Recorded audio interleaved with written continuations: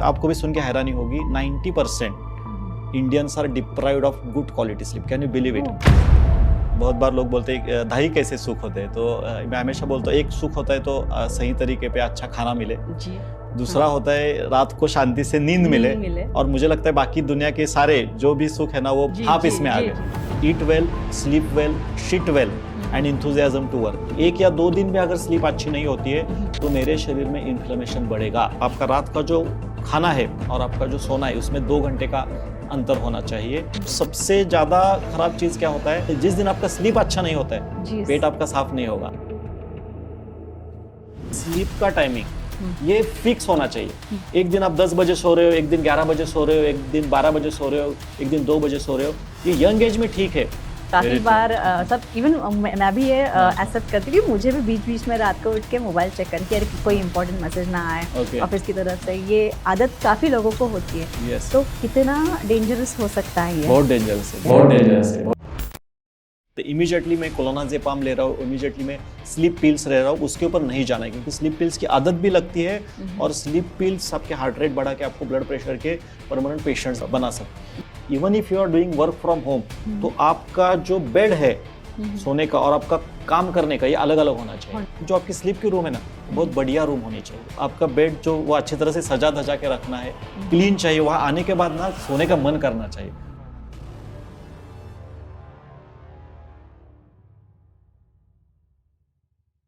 Hello, नमस्कार, आदाब दोस्तों, मैं हूं स्नेहा और आप देख रहे हैं डियर डायबिटीज़। ये हमारा हिंदी पॉडकास्ट जो कि diabetes free for ever Hindi का इनिशिएटिव है। इस पॉडकास्ट में हम डायबिटीज़ और उससे जुड़ी कई सारे आयामों को हम चर्चा करते हैं उस पर, और काफ़ी सारी अच्छी इन्फॉर्मेशन हमें डॉक्टर भाग्येश कुलकर्णी इस पॉडकास्ट के माध्यम से देते हैं। तो आज एक टॉपिक हम लेके आए हैं आपके सामने जो काफ़ी इंटरेस्टिंग है और जो आपका ही नहीं मेरा भी फेवरेट है। भाई, अच्छी नींद किसे पसंद नहीं है? अच्छी नींद सबको पसंद है। अच्छी मीठी मीठी प्यारी नींद लेने के बाद सुबह हम जब उठते हैं तो हमें पूरा दिन काम करने के लिए बहुत ही अच्छी ऊर्जा मिलती है, हमें एनर्जी मिलती है। लेकिन अगर हमारी नींद खराब हो या फिर हमारी ये नींद डिस्टर्ब हो तो क्या हम चिड़चिड़े नहीं बन जाते? जी बन जाते हैं ना। और ख़ासकर डायबिटीज़ पेशेंट्स में इस नींद क्या इम्पोर्टेंस या फिर इस नींद की अहमियत बहुत ही ज़्यादा होती है। तो क्यों और क्या ये अहमियत होती है नींद की और कैसी नींद लेनी चाहिए, sleep patterns specially diabetic patients के क्या होने चाहिए, इस पे हम डिस्कस करने वाले हैं। और इसी के लिए हमारे साथ है डॉक्टर भाग्येश कुलकर्णी जो कि एक वेलनेस कोच है और डायबिटीज़ रिवर्सल एक्सपर्ट है और डायबिटोलॉजिस्ट है। डॉक्टर साहब वेलकम।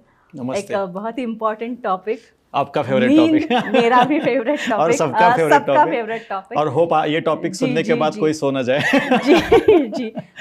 लेकिन डॉक्टर साहब, नींद का इम्पोर्टेंस सबसे पहले हम क्या बताएंगे? बहुत ही इम्पोर्टेंट। नींद क्या है? राइट, स्लीप ये मतलब मैं हमेशा ये बोलता हूँ ना कि जिंदगी में या फिर हमारे जीवन में ढाई सुख होते और ये बहुत बार लोग बोलते हैं ढाई कैसे सुख होते हैं, तो मैं हमेशा बोलता हूँ एक सुख होता है तो सही तरीके पे अच्छा खाना मिले जी। दूसरा होता है रात को शांति से नींद मिले, स्लीप अच्छी हो जाए। और मुझे लगता है बाकी दुनिया के सारे जो भी सुख है ना वो बाकी ढाई ये इसमें आ गए, राइट, हाफ इसमें आ गए। तो अगर मेरी स्लीप अच्छी नहीं है तो दुनिया के कितने भी सुख मेरे पास है तो आई थिंक मेरे लिए वो बहुत ज़्यादा अहमियत नहीं रखते हैं। बीच में आपको सुन के हैरानी होगी, बीच में एक एक्सपेरिमेंट किया था। ऐसे 2 ग्रुप्स बनाए थे और एक ग्रुप को बोला गया था कि आपको 15 दिन तक हम खाना नहीं देंगे, बस पानी पे रखेंगे। और दूसरे ग्रुप को बताया था कि आपको खाना दिया जाएगा, दुनिया की सारी सुविधाएं दी जाएंगी, लेकिन आपको रात को सोने नहीं दिया जाएगा। आपने बीच में कोई मूवीज में और इसमें भी देखा होगा, या फिर सबसे बड़ा टॉर्चर किसी भी कैदी होता है या फिर उसके ना तो उसको क्या करते हैं कि सोने नहीं देते, सोते तो उसको मार के उसको जगाते हैं, तो सबसे बड़ा टॉर्चर होता है। तो यू डोंट बिलीव कि 99% लोगों ने यही बताया कि हमें 15 दिन खाना नहीं दिया तो चलेगा, लेकिन भाई हमें सोने दो। सो इससे हमें स्लीप का अहमियत पता चलता है। स्लीप ये ऐसा साइकिल है, स्लीप ये हमारे लिए इसेंशियल चीज़ है। अगर मैं स्लीप नहीं हो रहा हूँ तो आई थिंक मेरी ज़िंदगी जीना ही मुझे नामुमकिन हो सकता है। लेकिन कैसे होता है, दुनिया में कोई भी चीज़ जो हमें मुफ्त में मिलती है ना उसकी हम वैल्यू नहीं करते। हमारे शरीर की भी हमने वैल्यू नहीं की क्योंकि मुफ्त में मिली। स्लीप के लिए हमें ज़्यादा कोशिश नहीं करनी पड़ती है, वो आराम से आ जाती है। और अगर अपने बचपन से देखा, जैसे जैसे हमारी ग्रोथ होती है, आप छोटा बच्चा भी देखते हो तो वो दिन में 20-22 घंटे सोता है। और अगर बच्चा अच्छी तरह से सो रहा है तो वो सही में उसकी ग्रोथ भी होती है और उसका इम्यूनिटी भी अच्छा बढ़ता है। वो उस बच्चे के लिए भी सुकून वाली जिंदगी होती है और उसके पेरेंट्स के लिए भी सुकून वाली जिंदगी होती है। लेकिन अगर बच्चा सोता नहीं है, बच्चा अगर दिन भर ऐसा क्राइंग मोड में रहेगा तो वो माँ को भी रुलाएगा और सारे फैमिली को भी रुलाएगा। और हमें इमीडिएटली पता चलता है अगर बच्चा अच्छी तरह से नहीं सो रहा है तो उसके इम्यूनिटी में कुछ तो गड़बड़ है या फिर उसके शरीर में कुछ ना कुछ तो गड़बड़ है। तो ये स्लीप ये हमारा एक इसेंशियल कंपोनेंट है, ऐसे मैं बोल सकता हूँ। और हेल्दी होने का एक अच्छा लक्षण है वो, जिसको मतलब मैं हमेशा बोलता हूँ हेल्दी होने की डेफिनेशन वो टेक्स्ट बुक वाली डेफिनेशन नहीं है, फिजिकल, मेंटल एंड सोशल। वो तो बस मेडिकल कम्युनिटी के लिए या फिर मेडिकल फ्रैटर्निटी के लिए बनाइए। मेरे लिए eat well, sleep well, shit well and enthusiasm to work, ये 4 चीज़ें जिसके साथ होती है उसमें स्लीप का इंपॉर्टेंस बहुत इम्पॉर्टेंट है। और वो सर्कैडियन रिदम के अनुसार होनी चाहिए। मतलब रात को मैं जब सोता हूँ तो 2 मिनट में अगर मुझे नींद आती है, किसी भी व्यवधान, किसी भी चीज़ का इस्तेमाल किए बिना, ना कि मुझे मोबाइल लगता है, ना कि मुझे कॉफ़ी लगती है, ना कोई पिल लगती है, ना कोई दवा लगती है या फिर कोई योग निद्रा वगैरह लगती है, ये बिना किए अगर सोने के बाद एकदम 2 मिनट में स्नोरिंग शुरू, हाँ लेटे वहाँ पे नींद आ रही है, तो मेरे लिए लगता है कि दुनिया में सबसे ज़्यादा ये खुशी वाली चीज़ हो सकती है। लेकिन अनफॉर्चुनेटली इंडिया का, मैं जब ये स्लीप के बारे में थोड़ा पढ़ रहा था या फिर उसके बारे में इंफॉर्मेशन निकाल रहा था तो मुझे या फिर आपको भी सुन के हैरानी होगी, 90% Indians are deprived of good quality sleep. Can you believe it? 90%। मतलब 10% ही लोगों को वो जो आप बोले ना सुख वाली या फिर आराम वाली जो नींद चाहिए, क्वालिटी वाली स्लीप चाहिए, वो मिल पा रही है। तो इतना ज़्यादा इंडिया में हमें इसके ऊपर ध्यान देना पड़ेगा। और डायबिटीज़ के साथ तो ये लिंक्ड है ही है। मेरे रेगुलर डायबिटीज़ फ्री फॉरएवर में जो भी पेशेंट्स आते हैं तो उसमें से 40% लोगों का एक कंप्लेंट होता है, डॉक्टर साहब आइदर मुझे नींद आती नहीं है या फिर एक बार अगर मेरी नींद खुलती है तो फिर मुझे वापस नींद नहीं आती है। या फिर बहुत सारे डायबिटिक पेशेंट्स को रात को बार बार यूरिनेशन की वजह से उठना पड़ता है और एक बार उठने के बाद फिर उनका नींद एक बार खुल जाता है और वो ठीक तरीके से नहीं होता है। काफ़ी सारे डायबिटिक पेशेंट्स, ब्लड प्रेशर के पेशेंट्स के मैंने उल्टा देखा है, मतलब रात भर वो पूरी तरह से जगते हैं और दिन भर उनको थकावट लगती है, दिन भर कोई भी काम करना होता है, कोई भी एक्टिविटी करनी है तो उनको ऐसा लगता है कि भाई लेट जाए।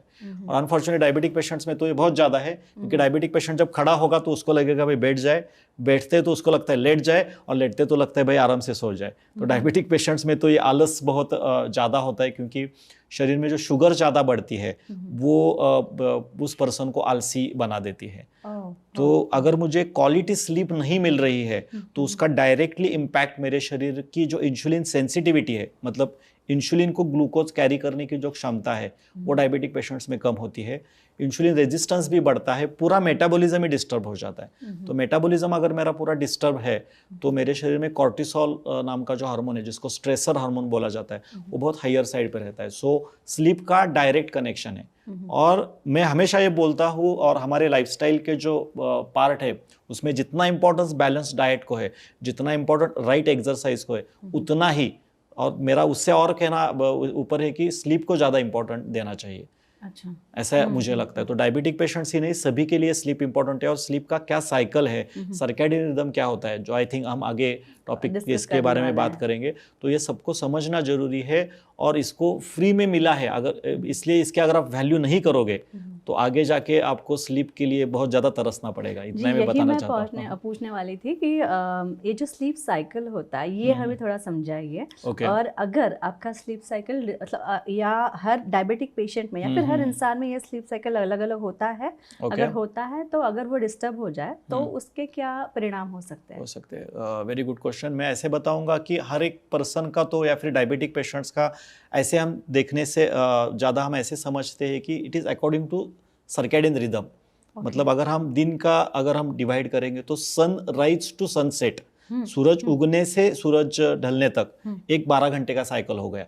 जैसे ही सूरज ढलता है, जैसे ही सनसेट होता है, धीरे धीरे धीरे मेरे शरीर में एक तरह से सनलाइट कम होती है और मेरे शरीर में मेलाटोनिन नाम का हार्मोन सिक्रिएट होता है। Melatonin is considered as a sleep hormone. और जैसे जैसे सूरज ढलेगा एवरी आवर 10% 15% वो हार्मोन बढ़ता बढ़ता जाता है। और वो जो पीक लेवल पे होता है वो 10 to 12 के बीच में, 10 PM से लेके 12 PM रात के 10 बजे से 12 बजे के टाइम ये जो मेलाटोनिन हार्मोन है वो पीक लेवल पे होता है। और उसी टाइम पे आप देखते हो तो उसी टाइम आपके डाइजेस्टिव सिस्टम भी एक्टिव होती है। लीवर का जो डाइजेशन का टाइमिंग है वो रात के 10 बजे से सुबह के 2 बजे तक, मतलब 10 PM से 2 AM तक ये हमारे डाइजेस्टिव सिस्टम का समय है। और जो पीक टाइमिंग मेलाटोनिन का है वो 10 बजे से शुरू होता है, वो 12 बजे 1 बजे तक 2 बजे तक, उसको बोला जाता है नॉन रैपिड आई मूवमेंट, मतलब नॉन रैपिड आई मूवमेंट। मतलब उस टाइम आप अगर सोते हो 10 बजे से लेके 12 1 2 बजे तक, मतलब जिस टाइम एक तरफ लिवर काम कर रहा है और दूसरी तरफ आपका ब्रेन में मेलाटोनिन सीक्रेट होने के कारण धीरे धीरे आपका ये शरीर आप शिथिलता की तरफ जाता है और रिलैक्स होने लगता है। तो ये मेलाटोनिन आपको डीप स्लीप में लेके जाता है। और जब हम डीप स्लीप में होते हैं तो हमारी आंखों के जो ये है रिलैक्सेशन, आंखों के जो मसल्स है, आई मसल्स है, वो रिलैक्सेशन में जाते हैं। तो ये टाइम होता है नॉन रैपिड आई मूवमेंट का, तो जिसको हम बोलते हैं ना डीप स्लीप में चले गए। और फिर जैसे जैसे जैसे आपका आगे आपका रात गुजरती जाएगी, 2 बज गए 3 बज गए, फिर धीरे धीरे क्या होता है वो मेलाटोनिन धीरे धीरे कम होने लगता है। और जैसे जैसे सूरज उगने लगेगा, आप जैसे जैसे सूर्योदय तक पहुंचोगे, सनराइज तक पहुंचोगे, आपके फिर मेलाटोनिन कम होने के कारण थोड़ा कॉर्टिसोल लेवल फिर से धीरे धीरे बॉडी में बढ़ना शुरू हो जाता है और आपकी रैपिड आई मूवमेंट शुरू हो जाती है।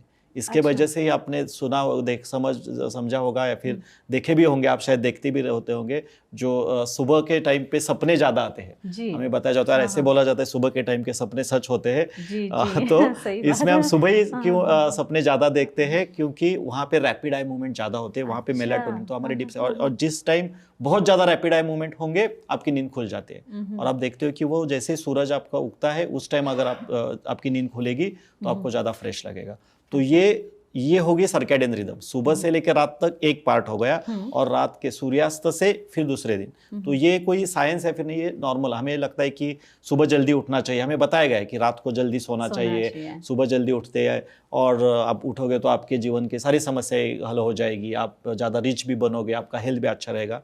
तो ये कोई स्पिरिचुअल नहीं है, बोला ब्राह्म मुहूर्त बोलते हैं, राइट, सुबह ब्रह्म मुहूर्त, राइट, सुबह का 4 बजे से, क्योंकि जो सारी पॉजिटिव एनर्जी है, जो भी दुनिया की विश्व की पॉजिटिव एनर्जी है वो उस टाइम पे होती है। तो ये कोई स्पिरिचुअल या फिर एनेशंट साइंस में लिखा है ऐसे नहीं है, ये हमारी बॉडी की फिजियोलॉजी है। तो अगर हम फिजियोलॉजी के अनुसार अगर हम चल रहे हैं, अगर वो सर्कैडियन रिदम हम मेंटेन कर रहे हैं, तो हम नेचर के साथ है। ये हमें नेचर ने बनाई हुई ये किसी ह्यूमन बीइंग के लिए या फिर किसी भी व्यक्ति के लिए, तो आपने जैसे पूछा कि इसके लिए अलग है या फिर उसके लिए, ये हमने आज के चलते हमारे स्लीप को हम कॉम्प्रोमाइज कर रहे हैं, हम उसको डेविएट कर रहे हैं। लेकिन अगर आप नेचर के अनुसार चल रहे हो तो जो लाइफ स्टाइल हमें बताया गया है, वो सर्कैडियन रिदम जो बताया गया है, वो हमारे मेटाबॉलिज्म, बॉडी मेटाबॉलिज्म के अनुसार है, ऐसे मुझे लगता है। जी डॉक्टर साहब, अभी हम सभी इंक्लूडिंग मी, हमें काफ़ी सारे टेंशन्स है, काफ़ी सारे चैलेंजेस है लाइफ में, और ऐसे सारे टेंशन्स को लेकर जब हम चलते हैं तो जाहिर है नींद खराब होती है। लेकिन जब आपकी नींद खराब होती है तो डायबिटीज़ से अगर इसे हम जोड़े तो डायबिटीज़ पेशेंट में क्या बदलाव आते हैं? डायबिटिक पेशेंट्स में तो बहुत बदलाव आ सकते हैं, क्योंकि अगर मेरी नींद अच्छी नहीं हो रही है तो इसका मतलब है मेरे शुगर में फ्लक्चुएशंस आएंगे। मेरा शुगर जो है, क्योंकि आप आपके बॉडी को रिलैक्स करने के लिए टाइम नहीं दे रहे हो, दैट मीन्स कंटिन्यूअसली आपकी बॉडी प्रेशर में रहेगी। एक तो डाइजेशन के लिए प्रेशर में रहेगी और उसको सही तरीके से रेस्ट भी नहीं मिल रही है। अगर उसको रेस्ट नहीं मिल रही है तो आपके पैनक्रियाज के लेवल पे डिस्टर्बेंस होगा, आपके मेटाबॉलिज्म के लेवल पे डिस्टर्बेंस होगा, लिवर के लेवल पे डिस्टर्बेंस आएगा, जहाँ पे आपका इंसुलिन शुगर को लेके जाता है सेल्यूलर लेवल, जिसको हम बोलते हैं सेल मतलब मायोसेल्यूलर, आपके मसल्स को रिलैक्समेंट नहीं मिलेगा, तो वहाँ पे आपका इंसुलिन रेजिस्टेंस भी धीरे धीरे बढ़ना शुरू होगा। और आपने देखा होगा अपने आप कि कभी कभी अगर हम रात को लेट भी सोते हैं और हम सुबह जल्दी उठे तो शायद हमें इतना तकलीफ नहीं होता है। लेकिन आपने यहाँ पर देखा कि कभी आप रात को 2 बजे सो गए हो लेट नाइट, और दूसरे दिन वहां से आपने 9-10 घंटे का स्लीप ले लिया, राइट, अच्छा। और दूसरे दिन आप लेट उठे तो आपको फ्रेश नहीं लगता है। आपने 10-12 घंटे का भी स्लीप लिया तो आपको फिर भी दिन भर स्लीपी लगता है। जी, सही और बात है। अगर नींद मेरी अच्छी नहीं होती है तो सबसे पहले आपके चेहरे पे वो पता चलता है, और हम इमीडिएटली बोलते हैं अगर कोई ज्यादा हंस नहीं रहा है, कोई दुखी है या फिर उसके चेहरे पे सूजन है, तो हम इमीडिएटली उसको क्या बोलते हैं, क्यों क्या आज क्या भाई नींद तेरा नहीं रात पूरी की हुई? नींद नहीं कंप्लीट हुई जी, क्या? जी। सो डिप्राइव्ड या फिर lack of sleep leads to inflammation, जो हमें क्लियर कट पता चलता है। 1 या 2 दिन भी अगर स्लीप अच्छी नहीं होती है तो मेरे शरीर में इन्फ्लेमेशन बढ़ेगा, और इन्फ्लेमेशन अगर बढ़ता है तो वो डायरेक्टली मेरे शरीर का इंसुलिन रेजिस्टेंस बढ़ाएगा, इंसुलिन की सेंसिटिविटी घटाएगा, मेरे कॉर्टिसोल लेवल बढ़ेंगे तो मेरा हार्ट रेट भी बढ़ेगा, हार्ट रेट जी, बढ़ेगा सही तो मेरा बात है। ब्लड प्रेशर ज्यादा हाँ। आएगा। तो ये एक दूसरे से इंटर रिलेटेड। और सबसे ज्यादा खराब चीज क्या होता है, अगर मेरा स्लीप, जिस दिन आपका स्लीप अच्छा नहीं होता है दूसरे दिन ये साफ नहीं होता है, जी, पेट आपका साफ नहीं होगा, और जिस दिन पेट नहीं साफ होगा आपको तो पता मतलब है पूरा, ब्लोटिंग फीलिंग हाँ ऐसी आ ब्लोटिंग, जाती और है। ऐसे लगता है कि यार मतलब पूरा दिन ही आपका खराब हो जाता है, दिन भर आपको वो डल वाला फीलिंग रहता है। तो वो आप देखोगे तो डिप्राइव्ड स्लीप बस डायबिटीज से रिलेटेड नहीं है। डायबिटीज तो आपका शुगर बढ़ाएगा ही, उसके साथ आपका ब्लड प्रेशर भी बढ़ सकता है, थायराइड इम्बैलेंस भी हो सकता है, क्योंकि जो स्लीप है वो हमारे अग्नि तत्व, जो सूर्य तत्व से रिलेटेड है, और ये सारे हार्मोनल का बैलेंस हो सकता है, थायराइड का बैलेंस हो सकता है, वो भी हमारे अग्नि तत्व से रिलेटेड है, सूर्य तत्व से। तो आप जब भी आप बोलते ना सन गेजिंग करना चाहिए, सुबह उठने के बाद उगते सूरज को आप देखते हो, देखना तो चाहिए, वहां से तो उगते सूरज को देखने को वही साइंस है। अच्छा। उसके वजह से आप जल्दी उठते हो। पहले जो 10 मिनट्स के जो सन रेज होती है वो आपको बहुत ज्यादा एनर्जी देती है, लेकिन उगते सूरज को देखने के लिए उगते सूरज से पहले मुझे उठना पड़ेगा, सही राइट। सूरज उगने के बाद आप उठोगे तो आई थिंक वो फायदा नहीं मिलेगा। तो वो वहां पे कनेक्शन है। इसके लिए हमें एनिशिएंट साइंस में देखते हो क्या, हमारे जो मम्मी पापा थे या फिर हमारे जो दादा दादी थे, वो सुबह उठने के बाद सूरज को नमन करते थे, उसको अर्घ देते थे, पानी देते थे, फिर उसकी पूजन किया जाता था। तो उसके पीछे ये साइंस हो सकता है शायद, कि आप जल्दी सो जाओ और सुबह जल्दी उठो। जी डॉक्टर साहब, अब इस सब में ना एक प्रॉब्लम ये आ गई है कि अब हमारे पास एक और नया दोस्त है जिसका नाम है मोबाइल। सो काफ़ी Very true. बार सब इवन मैं भी ये एक्सेप्ट करती हूँ कि मुझे भी बीच बीच में रात को उठ के मोबाइल चेक करने की, अरे कि कोई इंपॉर्टेंट मैसेज ना आए Okay. ऑफिस की तरफ से, ये आदत काफ़ी लोगों को होती है। Yes. तो कितना डेंजरस हो सकता है ये? बहुत डेंजरस है, बहुत डेंजरस है, क्योंकि हमारे जो आईज है वो ब्लू एंड व्हाइट लाइट को सेंसिटिव है। जब तक वो मोबाइल का या फिर जो ब्लू लाइट चलता रहेगा तब तक आपके आंखें नहीं बंद होगी, आपको मन करेगा ही। सो हमेशा मैं ये बोलता हूँ कि अगर आप स्लीप डिप्राइव्ड हो, अगर आप डायबिटिक व्यक्ति हो, तो सोने से 1 घंटा पहले आपको मिनिमम 1 घंटा तो डिजिटल डिटॉक्स करना ही करना चाहिए। डिजिटल डिटॉक्स जिसको बोला जाता है। डिजिटल डिटॉक्स का मतलब है आपका फोन सोने से 1 घंटा पहले बस इनकमिंग के लिए रहना चाहिए। इंटरनेट और ये सारे जो गैजेट्स है आपको उससे दूर रहना बहुत बहुत जरूरी है। और रात को ये गैजेट्स यूज करने से अच्छा है आप सुबह जब उठते हो, आपकी जब नींद खुलती है, वहां पर भी आप मोबाइल का इस्तेमाल आपको 1 से 1.5 घंटा नहीं करना है, क्योंकि उस टाइम भी आपके कॉर्टिसोल बढ़ते हैं। सो सोने से 1 घंटा पहले आपको मोबाइल को नहीं स्क्रॉल करना है। हमें लगता है कि हम, और मोस्ट ऑफ द टाइम क्या होता है, रात को खाना खाने के बाद वैसे तो नींद आती है, लेकिन एक बार वो समय निकल गया नींद का, फिर जो आपकी नींद खुलेगी उसको और ज्यादा एग्रीवेट करने का काम मोबाइल ये करेगा। और मोबाइल कैसे होता है, वो डोपामिन रिलीज करता रहता है। हमें लगता है मैं 10 मिनट्स ही चेक करूंगा, लेकिन आप लगता है और एक रील देखो, चलो और एक रील देखो, और हम स्क्रॉल करते रहते वो 10 मिनट्स में वो मोबाइल बेचारा डिस्चार्ज हो जाता है, लेकिन हमारा माइंड डिस्चार्ज नहीं होता है। बाद में हम मोबाइल भी साइड में रखते हैं, लेकिन और फिर सोने की कोशिश करते हैं, हम सो भी जाते हैं। लेकिन अगर मैं मोबाइल स्क्रॉल करके अगर मैं सो रहा हूं तो उससे क्या होगा कि आपका शरीर सो जाएगा, लेकिन आपका माइंड नहीं सोता है। आपके माइंड में वो वैसे ही विचार रहते हैं और उसका असर नेक्स्ट डे पे हो जाएगा। नेक्स्ट डे आप सुबह उठोगे तो आपको बिल्कुल उठने का मन नहीं करेगा, आपके आंखों पे भी वो ये लगेगा कि मुझे अभी आंखें खोलने का मन नहीं कर रहा है। फिर वो आप सुबह उठोगे तो सबके ऊपर गुस्सा करोगे, आपको लेट हो जाएगा, काम का भी आपका लेट होगा, और उसका परिणाम आपके रूटीन लाइफस्टाइल पे भी दिखना शुरू हो जाता है। तो ये बहुत ही ज़्यादा डेंजरस है, जो आपके शरीर को नहीं आपके मन को भी खराब करेगा, आपकी दूसरे दिन की प्रोडक्टिविटी भी खराब करेगा। तो इससे अच्छा है आप जल्दी रात को मोबाइल बंद करो। सुबह उठने के बाद पहले जो हम उठते, तो आज बहुत बार आपने देखा होगा वो स्नूज का ऑप्शन होता है, और उसके लिए भी हम मोबाइल इस्तेमाल करते हैं। तो मैं हमेशा या फिर जो भी दर्शक है तो स्नूज का ऑप्शन मत इस्तेमाल करो। अगर पॉसिबल है, वो पुराना घड़ी था ना जो अलार्म हमें उठ के बंद करना पड़ता था, वैसे, या फिर आपका मोबाइल पे भी आप अलार्म लगाते हो, तो जो भी टाइमिंग है आपका, मतलब मैं हमेशा ये बोलता हूँ कि आपका स्लीप का टाइमिंग ये फिक्स होना चाहिए। एक दिन आप 10 बजे सो रहे हो, एक दिन 11 बजे सो रहे हो, एक दिन 12 बजे सो रहे हो, एक दिन 2 बजे सो रहे हो, ये यंग एज में ठीक है, लेकिन आफ्टर एज ऑफ 30, 35, 40 आप अगर हमेशा चेंज करोगे तो आपकी बॉडी कंफ्यूज हो जाएगी। बॉडी को नहीं पता चलेगा। सो आपका सोने का और आपका जगने का टाइम 90% आपके महीने में हफ्ते में फिक्स होना चाहिए। एक दो दिन समझ सकते हैं, कभी ट्रैवलिंग हुआ, कभी ये हुआ, लेकिन आपका रात के खाने का समय, आपके सोने का समय और सुबह उठने का समय जितना हो सके आपको सेम रखना बहुत जरूरी है।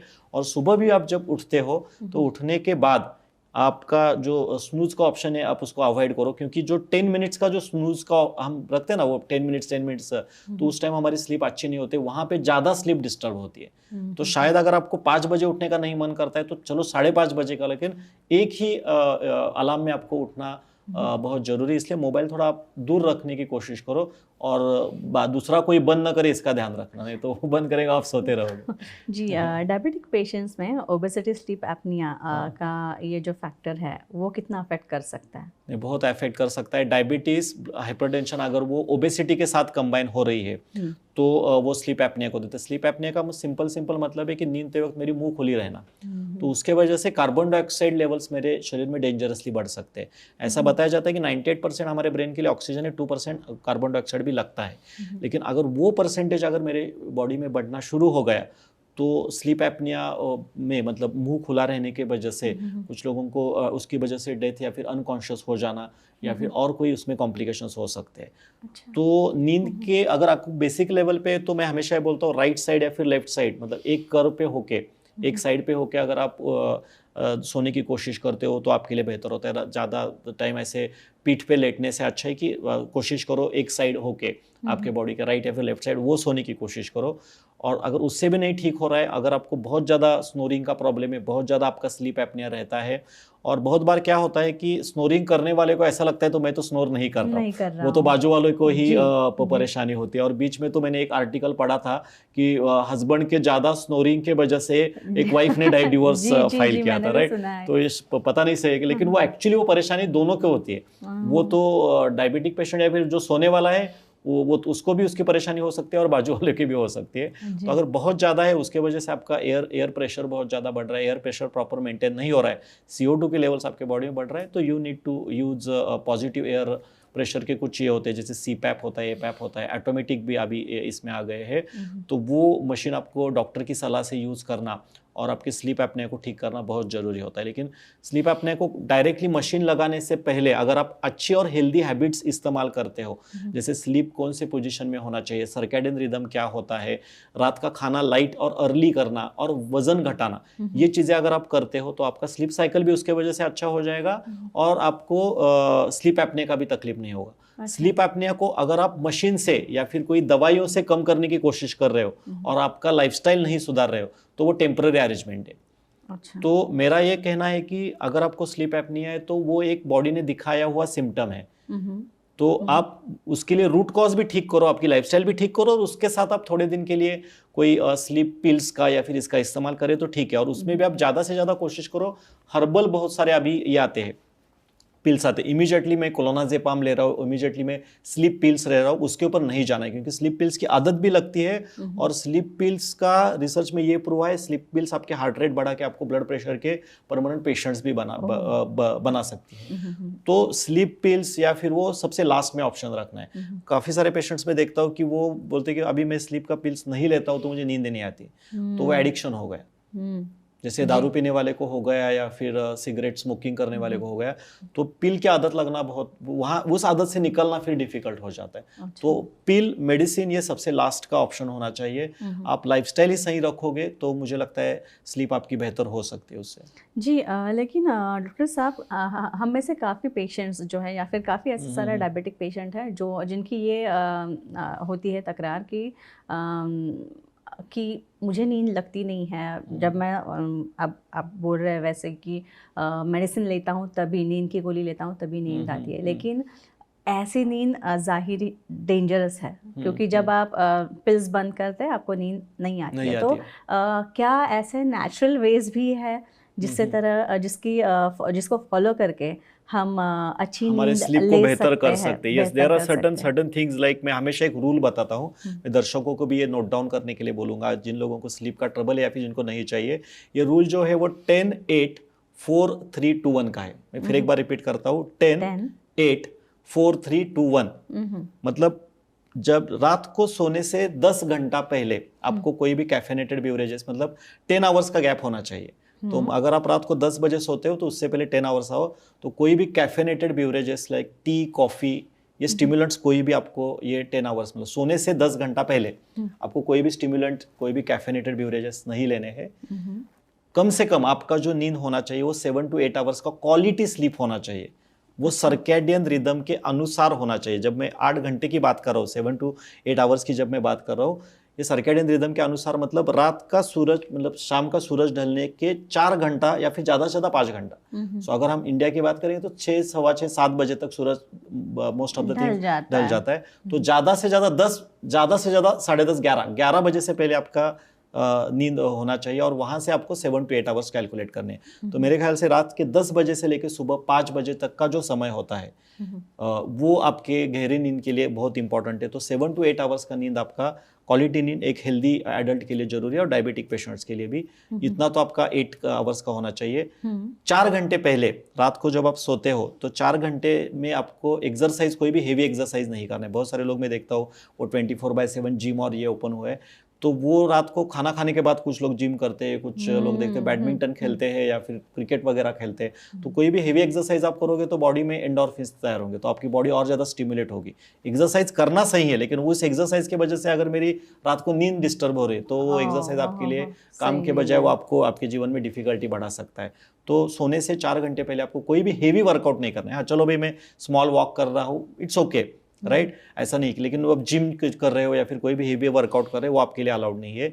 3 घंटे पहले, कम से कम 3 घंटा, 2 से 3 घंटा आपका खाना का जो होता है वो, या फिर कोई भी आपका इंपॉर्टेंट काम होता है वो, मतलब ऑफिस का काम रहेगा, ये रहेगा, डिफिकल्ट है आज की तारीख में, लेकिन आपको कोशिश करनी की सोने से 3 घंटे, जो 3 घंटे ना जो आप आपके फैमिली के लिए दे दो, आपके खुद के हॉबी के लिए दे दो, या फिर खुद के लिए टाइम निकालो। उस टाइम आप मेडिटेशन कर सकते हो, एक अच्छी किताब पढ़ सकते हो, आपके बच्चों के साथ, आपके फैमिली के साथ खेल सकते हो, उनकी शायद पढ़ाई ले सकते हो, चलेगा, लेकिन वो जो समय है वो क्वालिटी टाइम खुद के लिए दे दो, राइट। उस टाइम आप पूरे दिन भर भी काम पे लगे हो और घर आने के बाद भी वही फोन कॉल में, बहुत सारे लोग देखता हूँ कि वो घर पे भी ऑफिस को लेके आते हैं, और आजकल की तारीख में तो और ज्यादा परेशानी हो रही है।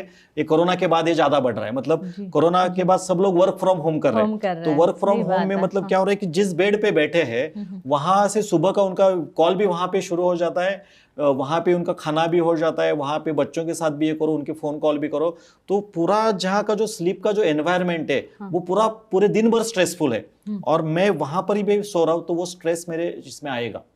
तो मैं ये हमेशा बताता हूँ कि आपका जो, even if you are doing work from home, तो आपका जो बेड है सोने का और आपका काम करने का ये अलग अलग होना चाहिए। और जो आपकी स्लीप है ना, इसको मैं ये मतलब जो आपकी स्लीप की रूम है ना वो बहुत बढ़िया रूम होनी चाहिए। स्लीप या फिर बेड का जो इस्तेमाल मैं हमेशा बोलता हूँ कि वो आपका बेड जो वो अच्छी तरह से सजा धजा के रखना है, क्लीन चाहिए। वहां आने के बाद ना सोने का मन करना चाहिए, फ्रेशनेस होना चाहिए, पूरा क्लीन चाहिए। वहाँ के जो सारे क्लोथ्स या फिर जो है वो वहाँ पे, नहीं तो पूरा अगर आपका रूम अस्ता व्यस्त है तो आपको जहाँ बिखरा पड़ा है तो फिर मजा नहीं आता है। रूम भी क्लीन चाहिए, वहाँ पे लाइट्स चाहिए, और सोते समय भी आपको पूरे लाइट्स बंद होने चाहिए। थोड़ा लगा वहाँ पे कोई अच्छा स्मेल वाला कुछ ये लगा सकते हो, तो अच्छा म्यूजिक वहाँ पे पेलो, बहुत बढ़िया है। ये स्लीप हाइजीन बोलते हैं हम जिसको, ये सिंपल चीज है लेकिन आप ये कर सकते हो। दूसरा है, शाम को भी आप कोशिश करो सॉल्ट वाटर बाथ लेने की, जो भी आप ये कर रहे हो बुनबुने पानी से, मतलब ज्यादा ठंडा भी नहीं और ज्यादा गर्म भी नहीं। तो अगर आप थोड़ा इवनिंग को अगर अच्छी तरह से स्नान लेते हो, सॉल्ट वाटर बाथ लेते हो,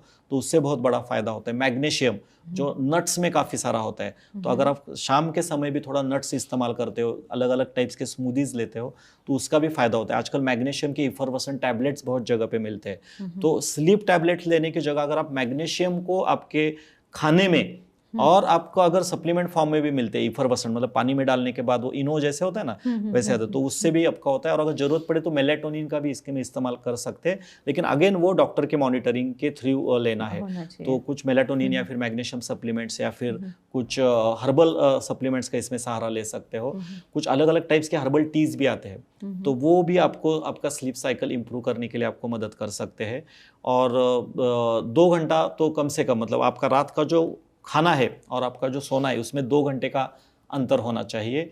और जैसे कि मैंने बताया, सोने से 1 घंटा पहले आपका डिजिटल डिटॉक्स होना चाहिए। तो अगर मोबाइल बंद तो ये जो 10, 8, 4-3-2-1 का फॉर्मूला अगर आप फॉलो करते हो तो शायद आपकी नींद बेहतर हो सकती है, आपको कोई भी पिल की जरूरत नहीं लगेगी आपकी स्लीप बेहतर करने के लिए। और पर्टिकुलर डायबिटिक और बीपी के पेशेंट्स को और एक मैं यहाँ पे सलाह देना चाहता हूँ, आप बहुत बार रात को बहुत सारे डायबिटिक पेशेंट्स या फिर ब्लड प्रेशर पेशेंट्स को दवा होती है रात का खाना खाने के बाद, तो रात को अगर उनको कभी कभी यूरिन को भी बाथरूम को जाने के लिए भी उठना पड़ता है, तो अगर आप रात को उठते हो तो आपको 1 या 2 मिनट के लिए बेड पे थोड़ा देर बैठना है, क्योंकि आप स्लीपिंग पोजीशन में हो, आपका ब्लड प्रेशर वैसे भी लो या फिर नॉर्मल रहता है।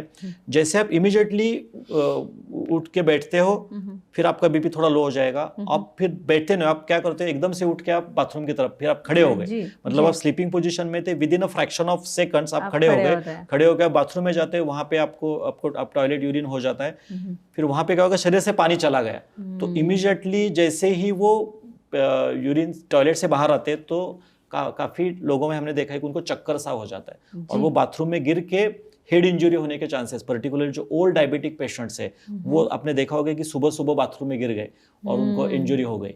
तो इसका कारण है कि उनको पोस्चरल हाइपोटेंशन हो जाता है, उनका बीपी एकदम से फटाक से लो हो जाता है। तो ध्यान में क्या रखना है, अगर मुझे रात को बाथरूम के लिए उठना है तो पहले 1-2 मिनट आप बेड पे बैठो और कुछ हो सके तो आधा ग्लास 1 ग्लास पानी पियो और फिर आप बाथरूम होके आओ, तो फिर शायद आप ये अवॉइड कर सकते हो। दूसरी चीज, जब भी आपकी नींद खुलती है और सुबह उठने के बाद आप कोई भी एक्टिविटी शुरू करते हो, उस टाइम भी आपको 2 मिनट आपके बेड पे पहले बैठना है। उस टाइम आप ग्रेटिट्यूड व्यक्त कर सकते हो, जो भी भगवान है, गॉड है, उसको आप ये कर सकते हो और पृथ्वी माता को नमन करके फिर आपका दिन शुरू करना है। और कोई भी एक्टिविटी शुरू करने से पहले कम से कम 2 ग्लास पानी पीना जरूरी है, क्योंकि पूरे रात भर हमारी बॉडी डिहाइड्रेशन में होती है, बॉडी को पानी नहीं मिला होता है। सो सुबह उठने के बाद आपने पानी नहीं पिया या फिर कोई भी ऐसी चीज नहीं बॉडी में ली और आपने अगर इमीडिएटली एक्टिव कोई एक्सरसाइज शुरू किया, भले आप प्राणायाम कर रहे हो, उसके लिए भी एनर्जी लगती है।